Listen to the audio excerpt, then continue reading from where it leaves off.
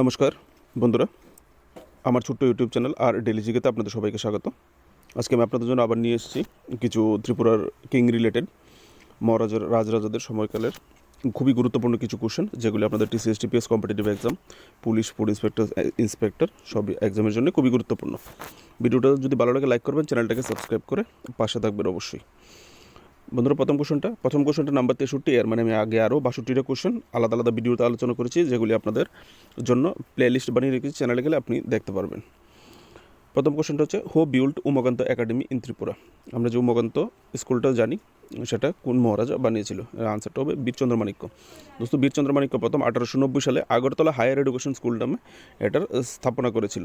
পরে মহারাজা যখন রাধাকিশোর মাণিক্য 1896 সালে সিংহাসনে বসে উনি এটাকে আরও ডেভেলপ করেন, স্কুলটাকে ডেভেলপ করে এটার রিনেম করা হয়। ইট ওয়াজ উমাকান্ত একাডেমি। এটা উমাকান্ত একাডেমি নামে রিনেম করা হয় পুনরায়। কবে? 1904 সালে। সনটা অবশ্যই মনে রাখবেন। Honour of the chief minister of Tripura Umakanta Das. ওই সময় যে রাজার যে মুখ্যমন্ত্রী ছিল রাজসভার, নাম ছিল উমাকান্ত দাস। ওনার নামে ওনাকে সম্মান দেওয়ার স্বার্থে এটাকে উমাকান্ত একাডেমি নাম দেওয়া হয়েছিল।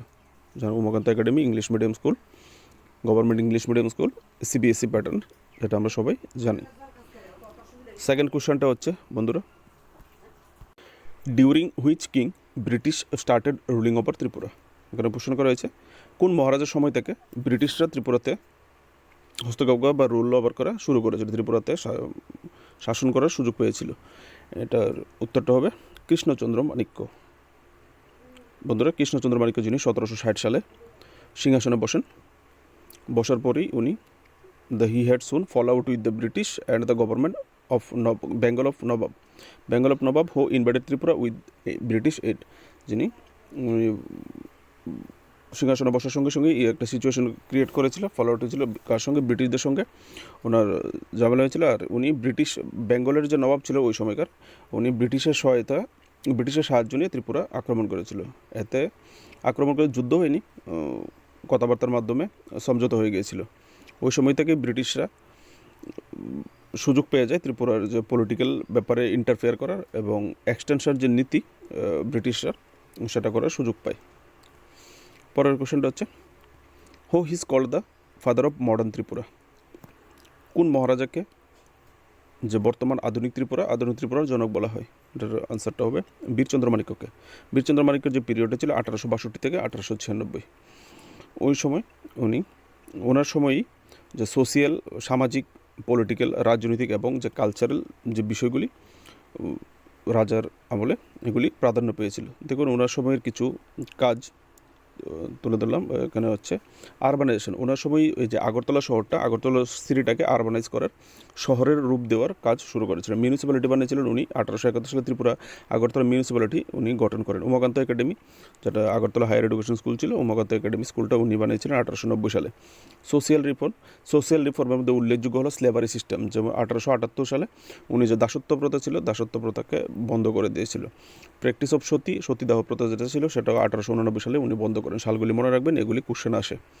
হি also favoured abolishing the caste system. উনি কাস্ট সিস্টেমটাকে বিলুপ্ত করার পক্ষেও উনি ছিলেন। তারপর modernisation of the arm forces, রাজ্যের যে সেনা ওটাকে মডার্নাইজ করার জন্য উনি লয়াল ক্যাপ্টেন অ্যাপয়েন্ট করেছিলেন জনগণকে, এবং hiring people with the king's permission, মহারাজার পারমিশনে এখানে সেনাও নিয়োগ করার কাজ হয়েছিল। He implemented administrative reform with the help of political agent. উনি পলিটিক্যাল এজেন্টরার সাহায্য নিয়ে যে অ্যাডমিনিস্ট্রেটিভ যে রিফর্মসগুলি, প্রশাসনিক যে রিফর্মসগুলি ওনার সময় শুরু হয়েছিল। ঠিক আছে, মনে রাখবেন। হচ্ছে ফাদার অফ মডার্ন ত্রিপুরা। ঠিক আছে, আর এখানে আরেকটা কোশ্চেন আছে, কনফিউজ হবেন না। এখানে আরেকটা কোশ্চেন আছে, which king is known as the architect of modern Tripura. একটা হচ্ছে ফাদার অফ মডার্ন ত্রিপুরা, আরেকটা হচ্ছে আর্কিটেক্ট অফ মডার্ন ত্রিপুরা। দুটোটাকে একসঙ্গে মিলিয়ে দেবেন না, ঠিক আছে, ফলো করবেন। এখানে বলা হয়েছে আর্কিটেক্ট অফ মডার্ন ত্রিপুরা কোন মহারাজাকে বলা হয়ে থাকে? এটার আনসারটা হবে বীর বিক্রম কিশোর মাণিক্য বাহাদুর। ঠিক আছে। ওনার যে বীর বিক্রম কিশোরের যে পিরিয়ডটা ছিল এটা ছিল 1923 থেকে 1947। He is also known as modern king of Tripura. ওনাকে মডার্ন কিং অফ ত্রিপুরা নামেও বলা হয় তাকে। দেখুন ওনার সময়ের কিছু কাজ, ইনফ্রাস্ট্রাকচার, যেমন উনি বানিয়েছিলেন আগরতলা এয়ারপোর্ট, নাও নোন এস মহারাজা বীর বিক্রম ইন্টারন্যাশনাল এয়ারপোর্ট। এডুকেশন, উনি স্কুল বানিয়েছিলেন, কলেজ বানিয়েছিল, হসপিটাল বানিয়েছে ওনার সময়। দেখুন ওনাকে কেন মডার্ন কিং অফ ত্রিপুরা বলা হয় বা আর্কিটেক্ট অফ মডার্ন ত্রিপুরা বলা হয়। ল্যান্ড রিফর্ম, উনি ওই সময় implemented the land reform act and encourage modern farming practices. Land রিফর্মের মাধ্যমে উনি যে মডার্ন যে ফার্মিং কৃষি যে প্র্যাকটিসটা আছে, মডার্ন পদ্ধতিতে কীভাবে কৃষিকার্য করা যায় ওই রকম বিষয়ে উনি গুরুত্ব দিয়েছিলেন। ট্রাইবাল ওয়েলফেয়ার, উনি যেমন granted land right two indigenous people, যে আদিবাসী যে ট্রাইবাল পপুলেশন ছিল ওনাদের জন্য জমি অধিগ্রহণ। Land with lead the creation, যে এই যে নীতিটা উনি নিয়েছিল সেটা which lead to the creation of the Tripura tribal area autonomous district council, যেটাকে TTADC বলা হয়ে থাকে। ঠিক আছে, TTADC নামটা চেঞ্জ হয়ে গেছে। এটা তৈরিতে ওনার এই নীতি সাহায্য করেছিল। আর্কিটেকচার, যেরকম উনি ওনার সময় যে আর্কিটেক্ট যে design the city of the Agartala সিটির ডিজাইন, তাছাড়া নীরমহল, প্লেস অফ রুদ্রসাগর আমরা সবাই জানি ওনার সময়ই হয়েছিল। কালচার অফ প্যাট্রোনেজ, উনি যে কালচারের প্রতি মানে কালচারাল জিনিসের প্রতি খুবই পৃষ্ঠপোষক ছিলেন। ওনার সময় যেমন আর্ট, কালচার এই সমস্ত জিনিসগুলির প্রতি ওনার খুব মনোযোগী ছিলেন। টি কাল্টিভেশন, ওনার সবাই টি কাল্টিভেশনেও উনি টি এস্টেট এস্টাবলিশ করেছিলেন। ঠিক আছে। অ্যাবলিশ অফ আনটাচেবিলিটি, ওনার সময় যে অস্পৃশ্যতা যে একটা জিনিস ছিল, কাস্ট রিলিজিয়ন অস্পৃশ্যতা, উনি ওটা অ্যাবলিশ করেছিলেন। তাই বলে ওনাকে আর্কিটেক্ট অফ মডার্ন ত্রিপুরা বলা হয়। পরের কোশ্চেনটা হচ্ছে which king abolish the system of human sacrifice in Tripura. এখানে প্রশ্ন করা হয়েছে কোন ত্রিপুরার কোন মহারাজা এই যে নরবলি, মানুষ যে বলি দেওয়ার যে প্রথাটা সেটা বন্ধ করেছিলেন। এটার উত্তরটা হবে maharaja Govindamanikya. Maharaja Govindamanikya abolish the human sacrifice from religious ritual of the tribal population of Tripura. এই যে ট্রাইবাল পপুলেশন অফ ত্রিপুরার মধ্যে একটা ধার্মিক রীতিনীতি ছিল যার মাধ্যমে হিউম্যান স্যাক্রিফাইস করা হতো। ঠিক আছে, নরবলি বা মানুষকে ভগবানের উদ্দেশ্যে অর্পণ করা হতো, এরকম একটা রীতি ছিল যেটাকে মহারাজা গোবিন্দমাণিক্য বন্ধ করেছিল।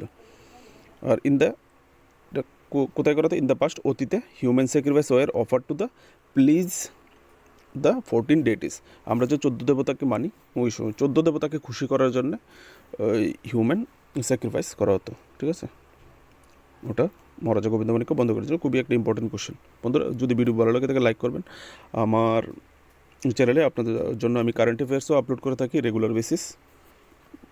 কারেন্ট অ্যাফেয়ার্সের ভিডিওগুলি আমি হিন্দিতে বানিয়ে থাকি, আপনারা অবশ্যই দেখবেন। যদি কম্পিটিটিভ এক্সামিনার হয়ে থাকেন অবশ্যই ভালো লাগবে, আশা করি একদিন দেখলে বুঝতে পারবেন। অবশ্যই আপনার কোশ্চেন পেপারও আপনারা পাবেন। কারেন্ট অ্যাফেয়ার্সের মানগুলি দেখে নেবেন, ভিডিও এটারও প্লেলিস্ট চ্যানেলে দেওয়া আছে।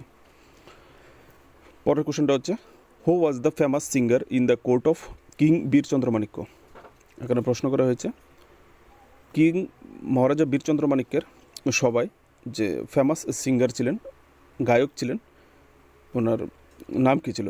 মানে কিং বীরচন্দ্র মাণিক্যের সভাকবিও বলতে পারেন। সভাকবি কে ছিল?